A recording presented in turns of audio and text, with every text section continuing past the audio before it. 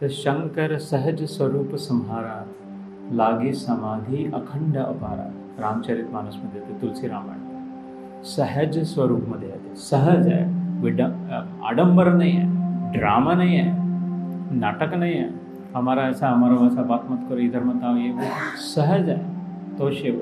सदाशिव म्हणून जज जन्मवाचक आहे, तो अजन्मा आहे आणि त्याचे सह आहे, म्हणजे सोबत आहे. सह अज, जो सतत जन्मापासून जन्मापासून जो माझ्या सतत सोबत आहे, त्याची जेव्हा आठवण येते मी सहज.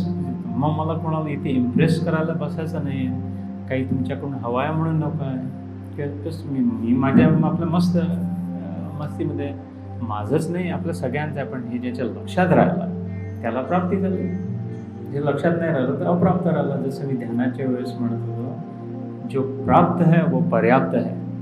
जेवढं प्राप्त आहे, एकदम साधा सोपा सिद्धांत आहे, एवढं प्राप्त आहे आपल्याला तेवढं पर्याप्त आहे, सफिशियंट आहे, कंप्लीट पूर्ण आहे.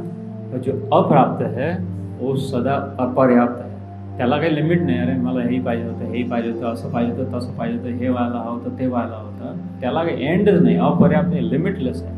हे दुसरं सूत्र महाशिवरात्रीसाठी जरी लक्षात आलं की जो प्राप्त आहे वो पर्याप्त आहे, जे ऑलरेडी मिळालं आपल्याजवळ जे आहे, जे जसं जिथे जेव्हा तसं ते पर्याप्त आहे. आणि जे अप्राप्त आहे ते अपर्याप्त पण आहे. या स्थितीत शंभर सदाशिव सतत आहेत, म्हणून ते म्हणून सदाशिव आहे. शिव म्हणजे मंगलकारी, कल्याणकारी. संस्कृत भाषेमध्ये तिचे नुसते शिव शिव म्हणता वाचे, मूळ न राहे पापाचे. तिचे नुसतं नाव घेऊन पाप निघून जातं. If these videos are helpful, please share them with others.